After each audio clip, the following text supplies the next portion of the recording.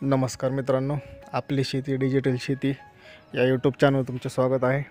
आज शुक्रवार 16 फेब्रुवारी 2024। आज आपण महाराष्ट्रातील हवामान विभागाचा अंदाज घेणार आहोत। तत्पूर्वी तुम्ही जर चॅनलवर नवीन असाल तर चॅनलला सबस्क्राईब करा आणि बेल आयकॉन प्रेस करा, जेणेकरून नवीन अपडेट तुमच्यापर्यंत पोहोचत राहतील।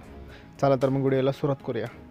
मित्रांनो, आज जर महाराष्ट्रातील हवामानाचा अंदाज घ्यायचा झाला तर आपल्याला दिसेल असेल की आज महाराष्ट्रामध्ये, उत्तर महाराष्ट्रामध्ये आणि त्यातल्या त्यात आपण जर पाहायला गेलो तर विदर्भामध्ये आजसुद्धा पावसाची शक्यता आहे।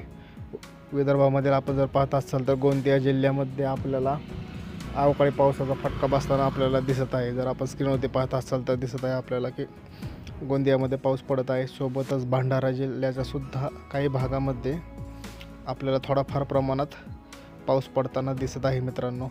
सोबत जर आपण पाहायला गेलो तर गडचिरोलीच्या काही भागामध्ये सुद्धा आपल्याला थोड्याफार प्रमाणात ढगाळ वातावरणासह पाऊस पडण्याची शक्यता दिसत आहे। नागपूरच्या काही भागामध्ये सुद्धा आपल्याला विखुरलेल्या स्वरूपाचा पाऊस दिसत आहे मित्रांनो।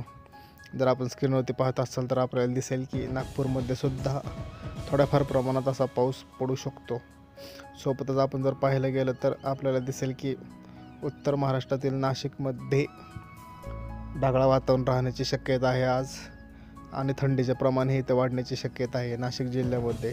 सोबत जर आपण पाहिलं गेलं तर पश्चिम महाराष्ट्रातील पुणे जिल्हा आणि अहमदनगर जिल्ह्यामध्ये सुद्धा आज थोडाफार प्रमाणात ढगाळ वातावरण राहू शकते। दुपारून हे ढगाळ वातावरण राहील।